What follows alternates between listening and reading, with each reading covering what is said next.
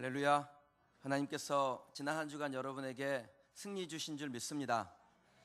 하나님의 은혜가 아니면 우리가 어찌 여기 있을 수 있겠습니까?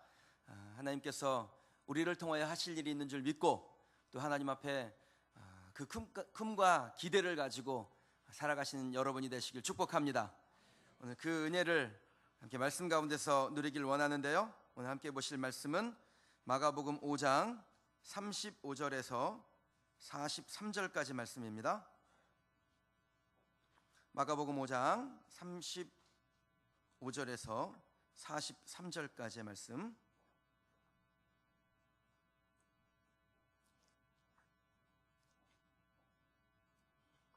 찾으신 줄 알고 제가 봉독하겠습니다. 마가복음 5장 35절에서 43절입니다. 아직 예수께서 말씀하실 때 회당장의 집에서 사람들이 와서 회당장에게 이르되 당신의 딸이 죽었나이다. 어찌하여 선생을 더 괴롭게 하나이까? 예수께서 그 하는 말을 곁에서 들으시고 회당장에게 이르시되 두려워하지 말고 믿기만 하라 하시고 베드로와 야고보의 형제 요한 외에 아무도 따라옴을 허락하지 아니하시고 회당장의 집에 함께 가사 떠드는 것과 사람들이 울며 심히 통곡함을 보시고 들어가서 그들에게 이르시되 너희가 어찌하여 떠들며 우느냐? 이 아이가 죽은 것이 아니라 잔다 하시니 그들이 비웃더라. 예수께서 그들을 다 내보내신 후에 아이의 부모와 또 자기와 함께한 자들을 데리시고 아이 있는 곳에 들어가사 그 아이의 손을 잡고 이르시되 달리다 굼 하시니 번역하면 곧 내가 네게 말하노니 소녀야 일어나라 하심이라. 소녀가 곧 일어나서 걸으니 나이가 12살이라. 사람들이 곧 크게 놀랐고 놀라거늘 예수께서 이 일을 아무도 알지 못하게 하라고 그들을 많이 경계하시고 이에 소녀에게 먹을 것을 주라 하시니라. 아멘. 기적이 일상이 되는 교회, 두려워 말고 믿기만 하라 제목으로 하나님 앞에 은혜 사모하겠습니다. 여러분 운전들 다 하시죠? 거의 대부분의 분들이 운전들을 하실 겁니다. 운전을 해본 사람이라면요, 누구나 이 끼어들기 때문에 짜증이 난 경험이 좀 있으실 겁니다. 특히 출퇴근 시간에 이 상습 정체구역에서 얌체처럼 끼어드는 사람을 만나면 기분 좋게 시작한 하루가 완전히 잡쳐버리는 그런 경험도 있을 겁니다. 이번 주에 제가 뉴스를 보니까 살벌한 뉴스가 하나 있더라고요. 이 제주도에서 끼어들기 하는 운전자, 그 뒤에 있었던 운전자가 화가 나가지고 도끼를 휘둘렀다는 것입니다. 제주도 사람이 원체 착하거든요. 그런데 그렇게 무시무시한 일을 한 것을 보니까 이 끼어들기는 참 하면 안 되는 일 같습니다. 이 많은 분들이 끼어들기 때문에 막 짜증났습니다, 막 그런 얘기를 하는데, 사실 이 끼어들기는 우리가 피해를 당한 것만은 아닙니다. 저나 여러분이나 여기서 끼어들기 안 해본 사람이 어디에 있겠습니까? 그냥 기회만 있으면 끼어들게 하시죠. 무심코 끼어들게 한 것 때문에 상대방 운전자의 기분을 나쁘게 한 적도 있고, 또 그것 때문에 또 이렇게 불미스러운 말다툼이 있었던 적도 아마 있는 기억이 있으실 겁니다. 누구나 자유로울 수 없죠. 그 토론토 대학의 중동 및 정신건강연구소에서 1999년부터 2007년까지 이 조사한 결과에 따르면 운전자들을 가장 화나게 하는 첫 번째 행동이 뭐냐면 끼어들기라는 것입니다. 이처럼 끼어들기는 상대방 운전자의 그 감정을 상하게 하고 또 동시에 우리가 무심코 행하는 아주 나쁜 습관 중에 하나입니다. 여러분 끼어들기 하지 마시기 바랍니다. 끼어들기 범칙금 4만 원입니다. 그리고 못된 사람 만나면 도끼 날릴 수도 있습니다.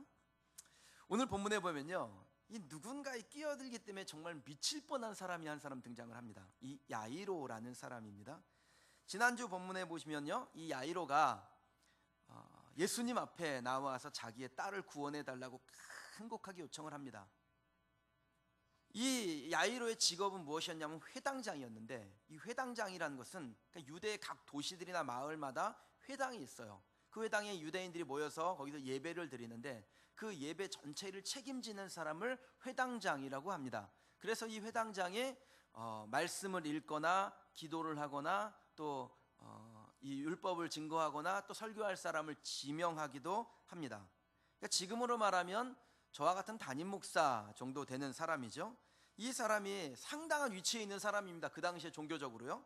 그런데 이 사람이 직접 예수님 앞에 찾아와서 엎드려 무릎 꿇고 간절히 간청을 했다면, 그럼 이 사람의 마음의 상태가 어땠는지를 우리는 알 수 있는 것이죠. 그야말로 절박함 그 자체였습니다. 예수님도 이 회당장의 마음을 이해하셔서 이 회당장을 따라서 내가 고쳐주리라고 길을 따라 나서셨습니다. 그런데 예수님이 움직이시니까 어떤 일이 일어납니까? 막 많은 무리들이 달려들기 시작하는 거예요. 그래서 예수님 주변으로 막 수많은 무리들이 달려들고 예수님을 에워싸기 시작했습니다.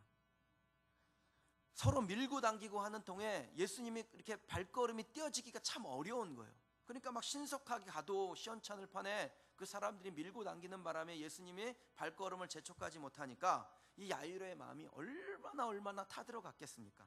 이러다가 아이가 죽기라도 하면 어떻게 됩니까? 다 물거품 되는 거 아닙니까? 그러니까 아이가 죽기 전에 예수님이 우리 집에 가셔야 되는데 사람들 때문에 가지도 못하고 이 야이로가 정말 그 무리들을 바라보면서 야속한 마음을 가졌을 것입니다. 저도요 비슷한 경험이 하나 있는데, 저희 집 그 막내가 3살 때였습니다. 소파에서 이렇게 뛰는데요, 소파에서 그냥 이렇게 지 혼자 뛰는 거죠. 뛰다가 이게 발을 헛디뎌 가지고 애가 이렇게 뛰다가 이렇게 날아갔습니다. 날아가면서 마침 그 소파 앞에 있었던 교자상에 부딪혔는데, 그 교자상 중에서도 이 모서리에 정확하게 이마의 한가운데를 찍은 거예요. 그때가 시간이 한 9시 반쯤 됐는데 제가 금요일에 어떤 분을 만나서 그 신방하고 식사를 하고 있었어요. 근데 전화가 온 거예요. 난리가 났습니다. 애가 막 뼈가 보인다는 거예요. 그래가지고 가보니까 정말 너무 깊게 파였더라고요. 그래서 그 아이를 안고 뭐 어디 갈 데가 있습니까? 고려대 안산병원에 이제 달려갔지요. 응급실에 갔더니 사람들이 왜 이렇게 많은지요. 제가 보기엔 다 멀쩡한 것 같은데 순서를 지켜야 되니까 그 사람들이 그렇게 야속하더라고요. 그래서 그냥 애를 동동동동 구르면서 안고 기다리고 있는데, 시간이 돼서 제가 딱 갔더니 인턴이 하는 말이, 요거 딱 보니까 성형외과 선생님이 오셔서 꼬매야 됩니다. 일반외과 선생님이 있는데 일반외과 선생님이 꼬매실 수도 있습니다. 딱 그러시는 거예요. 그래서 일반외과 선생님이 꼬매면 어떻게 됩니까? 했더니 흉터가 많이 남지요. 그러는 거예요. 남 얘기하듯이 하는데요, 화가 그냥 쫙 이렇게 밀어 올려오는 거예요. 그래서 성형외과 선생님은 그럼 언제 오십니까? 그랬더니 지금 콜하면 한 2시쯤 오실지 모르겠습니다. 근데 그것도 장담할 수 없습니다. 그러는 거예요. 그러니까 제 마음이요 참 답답하더라고요. 아마 이 아이로가 제 마음처럼 이게 저보다 더 답답했겠죠. 그래서 제가 그 아는 성형외과 선생님이 있어서 전화를 했어요. 그 선생님한테로 좀 갈까 하고. 그랬더니 또 마침 세미나를 가셨다는 거예요. 근데 그 선생님이 저에게 하시는 말씀이,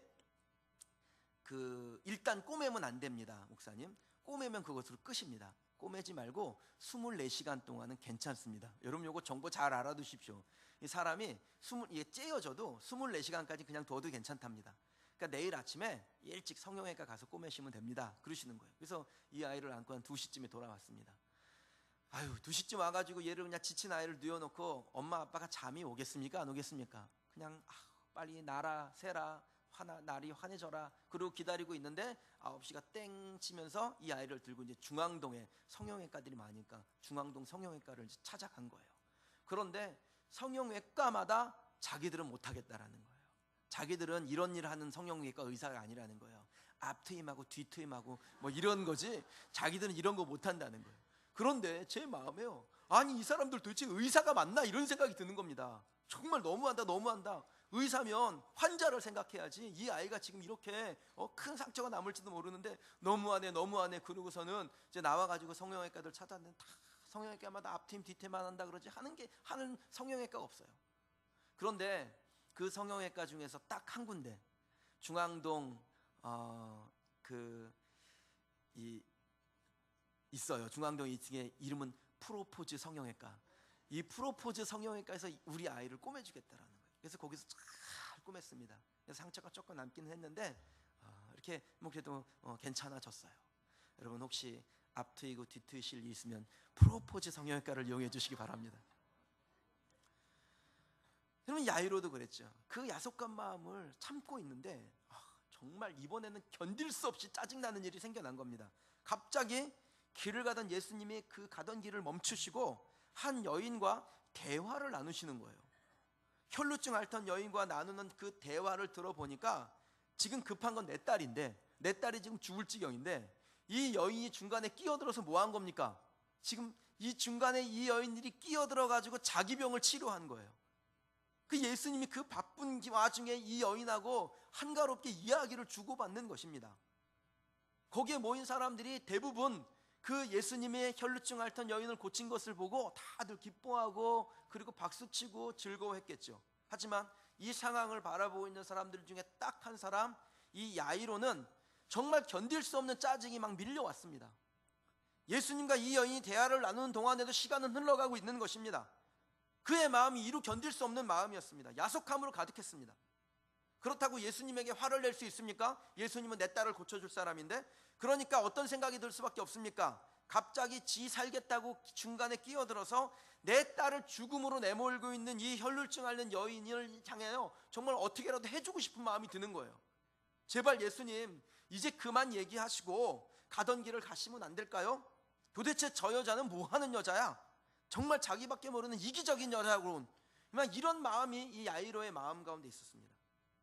성경은 당시의 상황을 아주 간략하게 설명하고 있지만 이 정황을 추정할 때 예수님이 혈루증 앓던 여인하고 나누는 대화의 시간은 꽤 오래 걸린 것처럼 보입니다. 그만큼 야이로의 마음은 그냥 검게 타들어가는 거죠. 그리고 전전긍긍 노심초사 안달복달하고 있는데 급기야 청천벽력과 같은 소식이 들려왔습니다. 35절 말씀을 보니까 아직 예수께서 말씀하실 때, 그러니까 이 혈루증 앓던 여인하고 말씀하고 계시는 거예요. 그 말씀하고 계실 때 회당장의 집에서 사람들이 와서 회당장에게 이르되 당신의 딸이 죽었나이다. 어찌하여 선생을 더 괴롭게 하나이까? 그럼 그렇게 이 예수님이 여인하고 이야기를 나누고 있는 동안에 그만 비보가 전해졌습니다. 숨을 할딱할딱 대면서 예수님이 이제 나오시나 저제 나오시나 오매불망 예수님을 기다리던 그 딸이 그만 죽게 된 것입니다. 저라면요, 이 상황에서 거의 제정신을 잃었을 것 같습니다. 여러분, 야이로라고 달랐을까요? 그도 정말 그 사랑하는 딸, 그 딸을 고치기 위해서 예수님 앞에 나와서 무릎 꿇고 간청하고 있던 그 사람입니다. 정말 야이로도 제정신을 잃을 만큼 아주 당황스럽고 난감한 일이 벌어진 것입니다. 보통 이런 경우에 사람은 분노를 주체할 수 없게 됩니다. 그리고 그 분노를 풀 분풀이 대상을 찾게 되죠. 여러분, 이 야이로에게 자기의 그 끓어오르는 분노를 풀어야 할 대상이 누굽니까? 원망의 대상이 누군가요? 예수님 아니면 혈루증 앓는 이 여인이죠. 이 여인만 아니면 예수님이 제 시간에 도착해서 내 딸이 죽지 않았을 텐데, 예수님이 이 보잘것없는 여인에게 지체하지 않으셨다면 내 딸이 죽지 않았을 거야. 아니 그래, 곱게 키운 내 딸이 이 더럽고 지저분한 여인보다 못하단 말인가? 막 이런 마음이 야이로에게 생기지 않았겠습니까? 그런데요, 이 본문을 보면은 참 이상한 부분이 있습니다. 지금 막 딸이 죽은 거예요. 그런데 자기 딸이 죽었는데도 불구하고 야이로는 생각처럼 그렇게 막 분노하거나 그것을 드러내거나 그러지 않습니다. 매우 침착하게 행동하는 것처럼 성경이 묘사하고 있습니다. 거의 마음의 동요가 일어나지 않은 것처럼 아무 설명이 없습니다. 그냥 간략하게 설명하기 위해서 성경을 막 축약해서 기록한 것이기 때문에 야이로의 감정 상태를 기록한 것이 아니다라고 말하기가 어렵죠. 왜냐하면 35절에 이 비보를 전한 사람의 감정의 상태가 아주 상세하게 기록되어 있거든요. 그리고 38절에 가면 이 아이의 죽음을 슬퍼하는, 그래서 통곡하는 사람들의 그 감정의 상태도 비교적 생생하게 묘사하고 있기 때문에 야이로의 감정이 그냥 생략되어 있다라고 말하기가 어렵습니다. 그럼 이 상황에서 도대체 야이로는 어떠한 마음의 상태, 어떠한 감정을 가지고 있었던 것일까요? 그럼 저나 여러분이나 이 땅을 살아가면서 이 야이로와 비슷한 상황을 만나게 될 때가 종종 있습니다. 자녀가 입시에 실패하거나 혹은 실직하거나 이혼을 하거나 심각한 질병의 고통 가운데 시달리거나 정신적인 문제 때문에 아주 그 힘들어하는 그런 다양한 어려움들을 우리가 만날 수 있습니다. 평생에 이런 일이 한 번도 안 일어날 거라고 보장할 수 없죠. 그때 그러한 일을 만났을 때 어떻게 행동해야 하는 것입니까? 그럼 야이로에게서 해답을 발견해 보시기 바랍니다. 이 절망의 상황에 빠졌던 야이로, 어떻게 그는 그 절망의 상황에서 좌절하지 않고 기적을 경험하는 사람이 됐을까요? 어떻게 우리는 이 야이로처럼 어려운 순간 상황 앞에서 넘어지지 아니하고 하나님 주시는 기적을 얻게 될 수 있을까요? 첫 번째 방법입니다. 주님이 나와 함께 하신다는 사실에 주목하는 것입니다. 절망의 상황, 낙심할 만한 그 환경에서 주님이 지금 나와 함께하고 있다라는 사실에 주목한다라는 겁니다. 36절 말씀을 보겠습니다.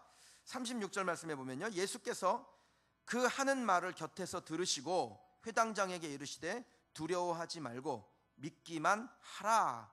이렇게 예수님이 말씀하세요. 그러면 상황은 매우 부정적이었습니다. 죽어가는 자신의 딸에게로 가는 내내 이 야이로의 마음은 불안하고 힘든 마음의 상태였습니다.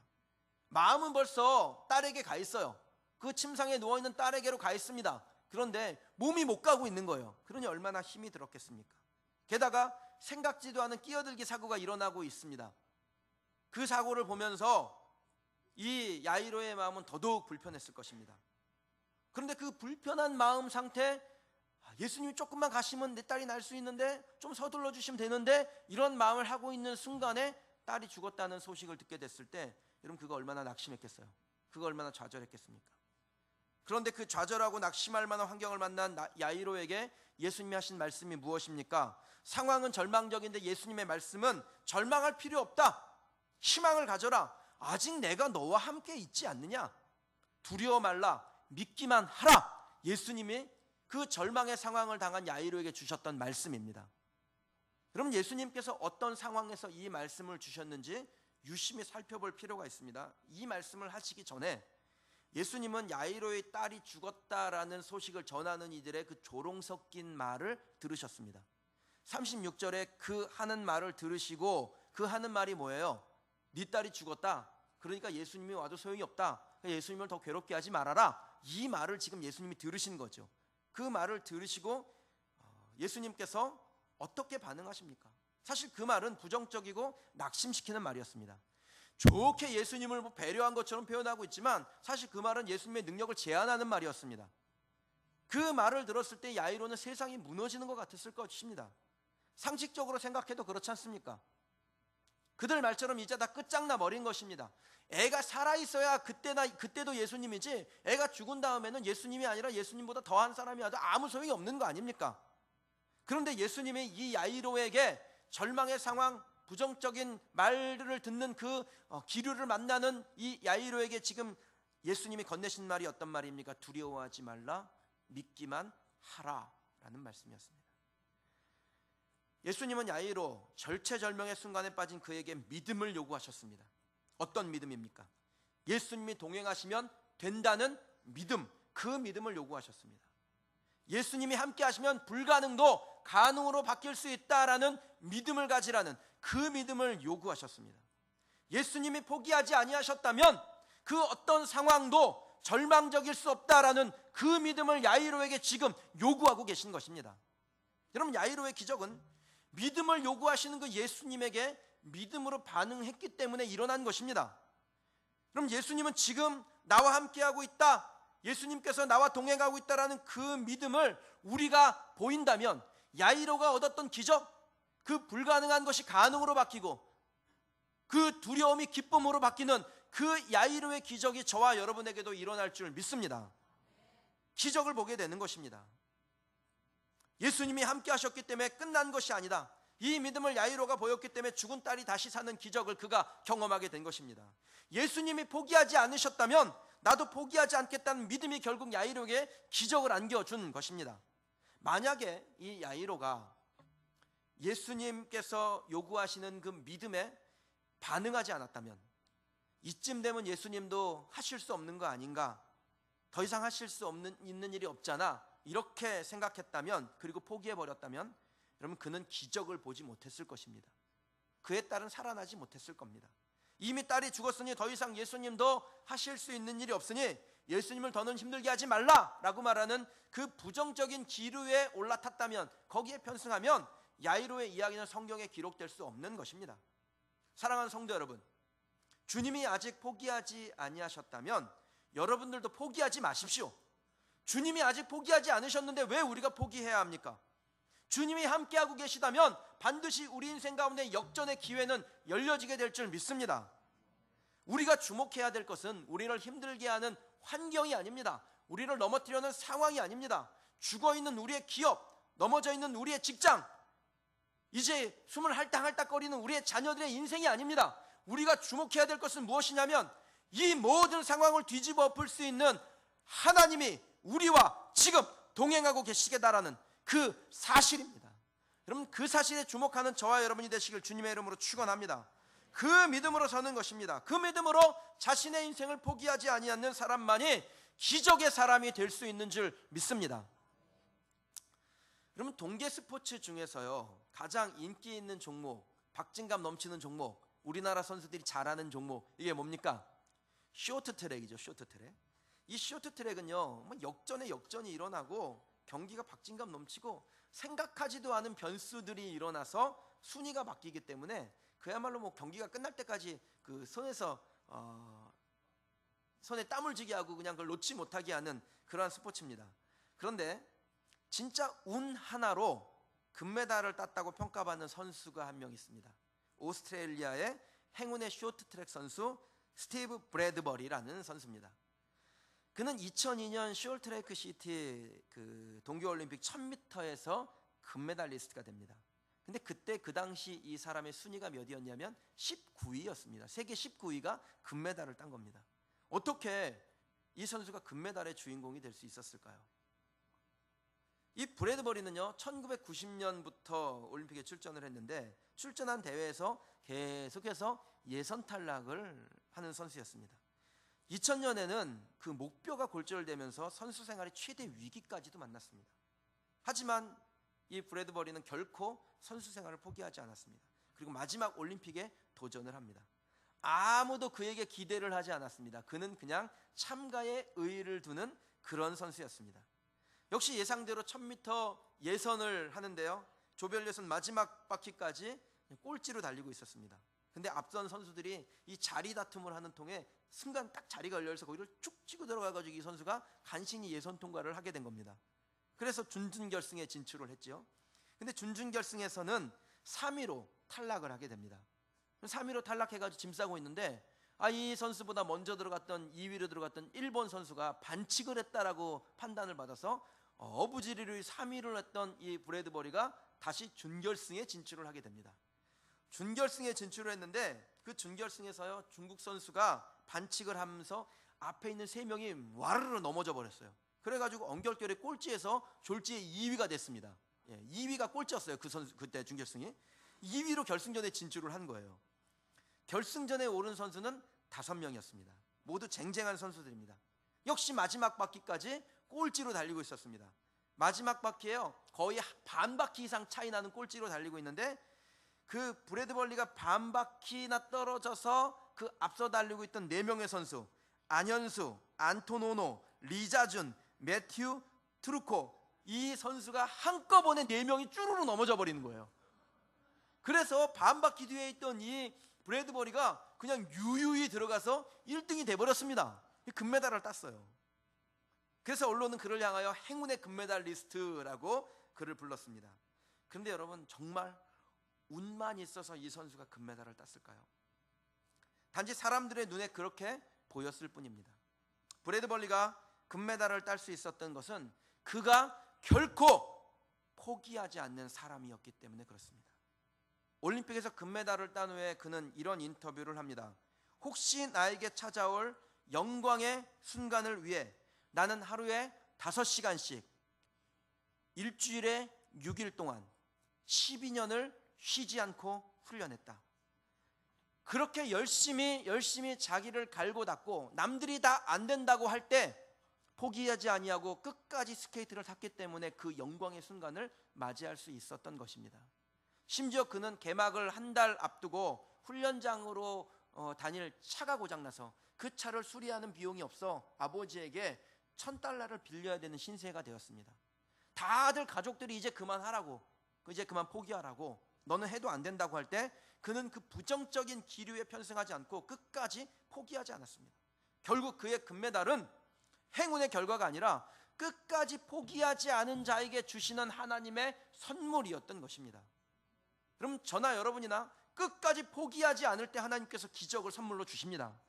제가 기도의 제목 올려놓고 여러분에게 요구하는 게 뭡니까? 올려놓고 포기하지 말라라는 거예요.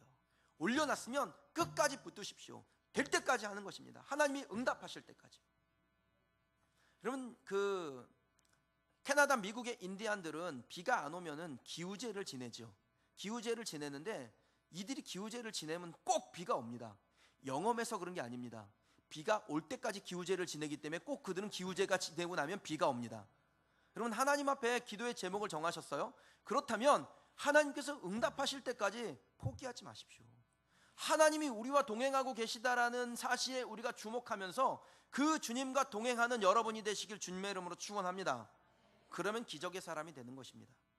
메이저리그의 전설이라고 불려지는 요기 베라라는 선수가 있는데, 이 선수가 정말 메이저리그의 전설적인 선수가 된 후에 나중에 감독이 됩니다.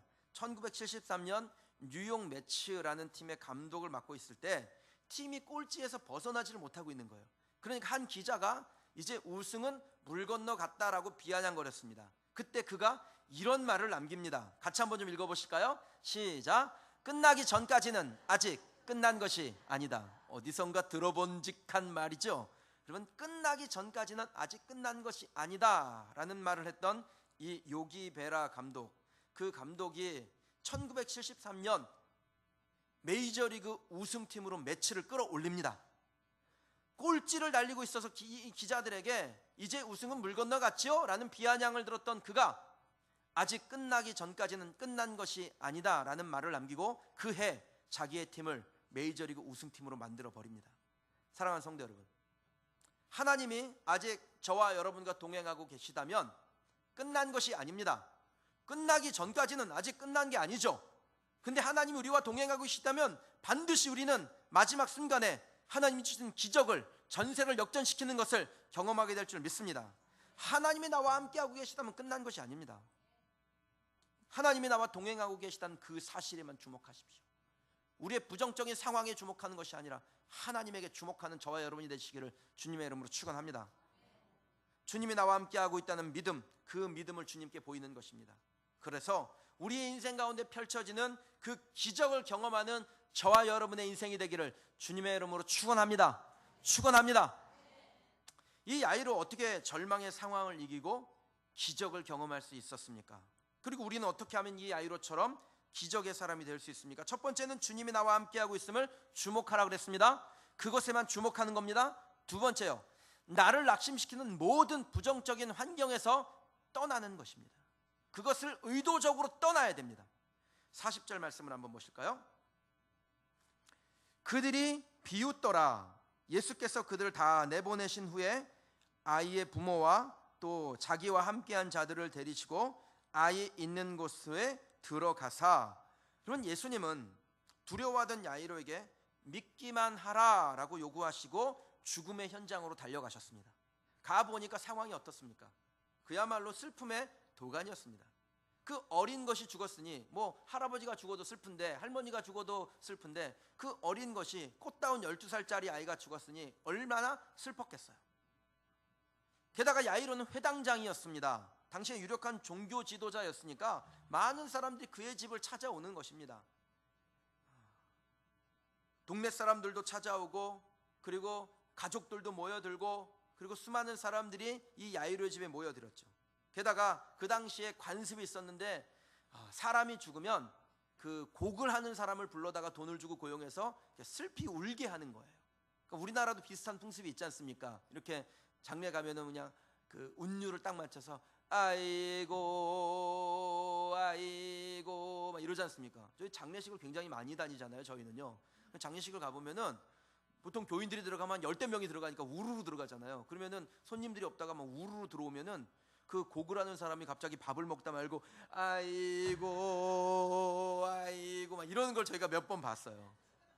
그러면 이 유대에도 이스라엘에도 그런 관습이 있었습니다.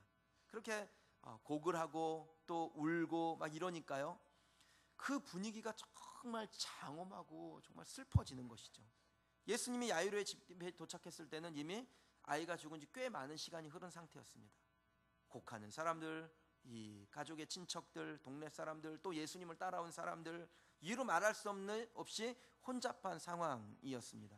일반적으로 삼각집에 가면요, 이게 죽음의 기운이 딱 서려 있으니까 사람이 좀 쫙 위축이 되지 않습니까? 예수님이 야이로의 집에 도착하셨을 때도 그런 죽음의 기운이 이 집 전체를 휘덮고 있었습니다. 그런데 그곳에서 예수님이 매우 놀라운 말씀을 조용히 혼잣말로 하신 것도 아니고 아주 큰 소리로 외치셔요. 40절 말씀에 예수님이 너희가 어찌하여 떠들며 우느냐, 이 아이가 죽은 것이 아니라 잔다, 이렇게 큰 소리로 말씀을 하신 겁니다. 예수님의 말을 듣는 사람들의 반응이 어땠을까요? 성경은 단 한 줄로 거기에 모였던 사람들의 반응을 표현하고 있습니다. 그들이 비웃더라. 그들이 비웃더라. 헬라어 본문에는 이 말을 미완료 시제 처리해 놨습니다. 무슨 말이냐면 계속해서 비웃었다라는 거예요. 예수님의 말을 듣고 사람들이 그냥 한번 비웃고 땡친 게 아니라 계속해서 예수님의 말을 비웃는 것입니다. 그러자 예수님께서 두 가지의 행동을 하십니다. 첫 번째 행동은 자신을 비웃는 모든 사람들을 다 내어보내는 것이었습니다. 본문에서 이 내보내다라는 단어를 에크발론이라는 단어를 쓰는데 이게 무슨 뜻이냐면 억지로 강제로 싹 몰아내다라는 뜻입니다.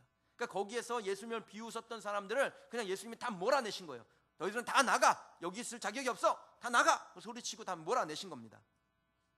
이렇게 강압적으로 몰아내셨을 때 여러분, 그 사람들이, 예수님을 믿지 못하고 비웃었던 그 사람들이 순순히 물러갔을까요? 여러분 같으면 순순히 물러가시겠습니까? 예 그러고 물러가시겠어요? 그들이 이렇게 예수님에게 막 악담을 퍼부었을 겁니다. 그래? 두고 보자고, 죽은 아이가 잔다고 내 두 눈 똑바로 뜨고 이 아이가 살아나는지 안 살아나는지 내가 보리라. 만약에 살아나지 않기면 내가 그냥 두지 않겠어. 이 사람들이 막 이렇게 예수님에게 위협하고 욕을 하고 막 대들었겠지요. 그럼 예수님은요, 자기를 비웃는 사람들, 예수님을 믿지 못한 사람들을 강압적으로 내보내는 행동을 하십니다. 그게 예수님에게 위협이 되었을 망정 예수님 그 일부터 하시는 거예요.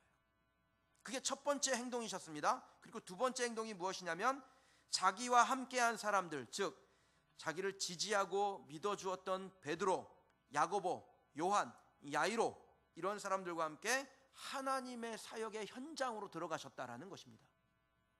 예수님은 자신을 비웃는 자들을 떠나보내셨고 돕는 사람들과 함께 일하셨습니다. 여러분, 여기서 예수님이 하신 그 행동의 의미를 잘 새기셔야 됩니다. 예수님은 하나님의 능력을 행하시는 그 자리에 부정적인 사람을 두지 않으셨다라는 거예요. 하나님의 능력을 믿는 사람, 자기와 함께하는 사람들을 그 자리에 두셨습니다. 예수님은 부정적인 환경을 다 떠나셨습니다. 그러니까 자기를 두렵게 하려고 하는 사람들, 위협하는 사람들, 믿지 않는 사람들은 다 내몰아내셨어요. 그들을 떠나신 겁니다. 그리고 자기를 돕는 사람들, 자기와 함께한 사람들과 함께 하나님의 이 위대한 사역을 감당하셨다라는 것입니다.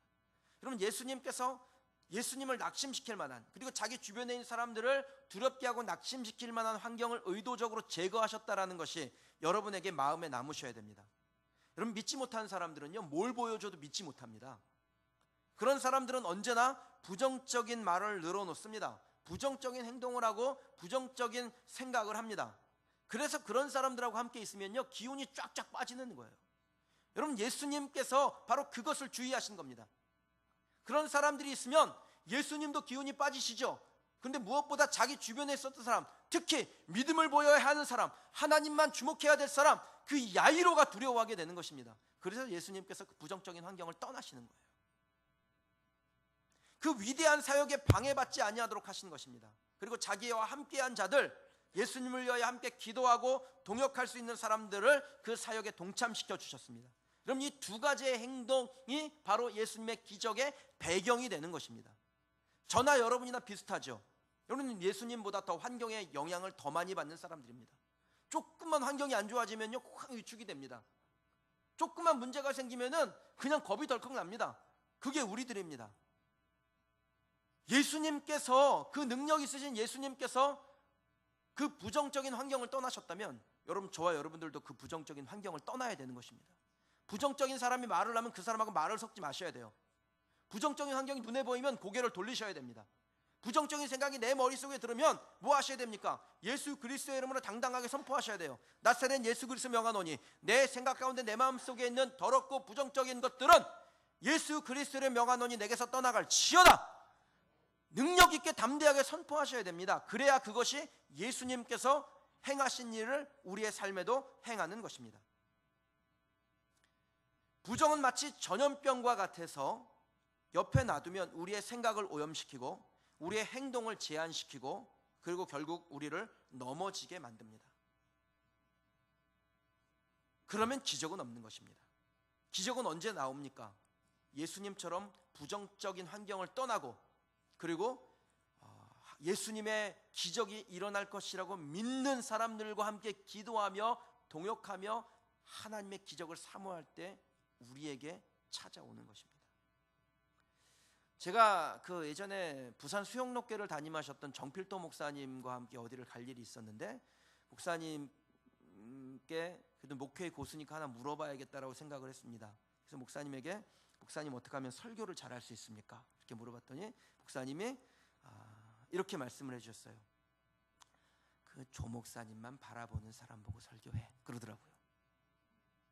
저만 바라보는 사람 보고 설교하라는 거예요.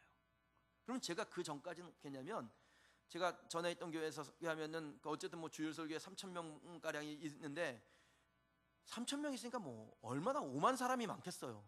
여기는 뭐 이렇게 다 예배를 사모하고 정말 눈을 초롱초롱 뜨고 한국 사람은 다 눈이 단추구멍만 한데 그래도 그냥 눈을 크게 뜨고 이렇게 저를 쳐다봐 주시니까 제가 막 용기가 나고 힘이 나는데 그럼 거기에 가면요 별의별 사람이 많잖아요. 불타는 토요일을 보내고 오셨는지 예배 설교 시작하자마자 그냥 뒤로 넘어가시는 분이 있질 않나? 넘어가려면 저 뒷자리에서 좀 넘어가든가 꼭 앞자리에 앉아가지고 넘어가시는 분이 있어요. 그럼 그런 걸 볼 때 제 마음이 막 위축되는 거예요. 내가 뭐 설교가 잘못됐나, 뭐가 준비를 못했나 이런 생각이 드는 거예요. 그런데 걔가 목사님 이야기를 듣고 그 다음부터는 나만 바라보는 사람을 보고 설교해야겠다라는 생각을 했습니다. 그리고 나에게 집중하는 사람, 고개를 끄덕이는 사람, 메모하는 사람, 그런 사람을 보고 설교를 하는 거예요. 그러니까 설교자로서의 제 영이 살아나고 그리고 하나님의 말씀, 성령의 음성에 민감하게 되고 준비하지 않은 원고에 있는 말씀도 막 다시 하게 되는 것이죠. 그럼 저는요 원고에 있는 설교를 98% 합니다. 딴소리 안 해요. 저는 꼭 원고에 있는 얘기만 합니다. 그런데 어느 날 갑자기 그렇게 저를 주목해 주는 사람을 바라보면은 막 내 마음 가운데 성령이 주시는 마음이 있어요. 막 그 마음들을 막 쏟아내게 되는 것이죠. 하나님께서 주시는 그 마음이 내게 있더라는 것입니다. 여러분 우리가 우리에게 집중해 주는 사람, 나만 바라봐 주는 사람을 바라볼 때 용기가 나는 것처럼 그럼 예수님도 그렇게 하셨습니다. 여러분이 그렇게 하셔야 된다라는 겁니다. 여러분이 무엇을 하든 사업을 하시던 공부를 하시던 뭘 하시던 집중해 주는 사람, 그 사람을 바라보고 그런 환경 가운데로 들어가고 부정적인 환경과 부정적인 사람을 떠나면 여러분의 인생 가운데 하나님 주신 기적이 송글송글 열매 맺게 될 줄 믿습니다. 여러분 우리는 17살 될 때까지요 넌 할 수 없어 라는 말을 무려 15만 번이나 듣는다고 합니다. 반면에 야 그래 넌 할 수 있어 라는 말을요 약 5,000번 정도 듣는데요. 그러니까 비율이 부정과 긍정의 비율이 30대 1입니다. 이 말이 무엇을 의미합니까? 우리가 살아가는 이 삶의 현장이 부정적인 환경으로 완전히 둘러싸여져 있다라는 것입니다. 그러면 이런 환경에서 넉넉히 살면은 나는 할 수 없다라는 그 절망감이 마음속에 강하게 자리 잡게 되고 결국 그는 할 수 없는 사람이 됩니다. 사랑하는 성도 여러분, 우리 인생의 롤 모델이 누굽니까? 우리가 따라가야 될 분이 누굽니까? 예수님인 줄 믿습니다. 근데 그 예수님은 모든 부정적인 환경을 다 떠나셨던 분이셨습니다. 예수님이 떠나셨던 그 부정적인 환경, 저와 여러분도 떠나야 될 줄 믿습니다. 떠나십시다. 그럴 때 용기가 나고 에너지가 솟고 믿음의 행동을 하게 되는 것입니다. 그렇게 부정적인 환경을 떠날 때 기적의 열매가 우리의 삶에 맺혀지게 되는 줄 믿습니다. 사랑하는 성도 여러분, 여러분의 인생 가운데 찾아오는 모든 위기를 이 야이로처럼 믿음으로 극복하고 하나님이 나와 함께 하신다, 하나님이 나와 동행하신다, 그 사실에 주목하고 이겨내는 저와 여러분 되시길 주님의 이름으로 축원합니다. 지금은 폭풍처럼 절망감들이, 문제들이, 위기들이 몰려올지 모릅니다. 여러분 겁내지 마십시오. 폭풍이 훑고 지나가면 시야는 더욱 넓어지는 법입니다. 시야가 넓어지면 남들이 보지 못하는 것을 보게 됩니다. 남들이 보지 못하는 것을 본 사람은 남들이 하지 못하는 일을 하게 됩니다. 남들이 하지 못하는 일을 하는 사람을 보고 뭐라고 부르냐면 기적의 사람이라고 그러는 것입니다. 폭풍이 밀려오면 기적이 일어나겠구나, 그렇게 생각하십시오. 여러분의 인생 가운데 문제가 일어나면 하나님의 기적이 내 인생 가운데 일어나겠구나, 이렇게 생각하시길 바랍니다. 하나님이 그렇게 생각하는 저와 여러분들에게 기적을 선물로 주실 줄 믿습니다. 저와 여러분이 올 한 해 나와 함께 하시는 하나님께 주목하고 모든 부정적인 환경에서 떠나 기적을 일상에 촘촘히 채워나가는 그런 기적의 사람이 되기를 주님의 이름으로 축원합니다. 그런 기적을 경험한 저와 여러분들이 함께 모일 때마다 간증하고 하나님이 행하신 일에 대해서 말하고 함께 교제하며 이곳에 오면 기적이 일어난다, 기적을 경험한다라는 그러한 믿음의 고백을 하는 사람들이 모이는 기적이 일상이 되는 교회, 그린시티 교회가 되기를 주님의 이름으로 축원합니다. 축원합니다. 함께 기도하십시다.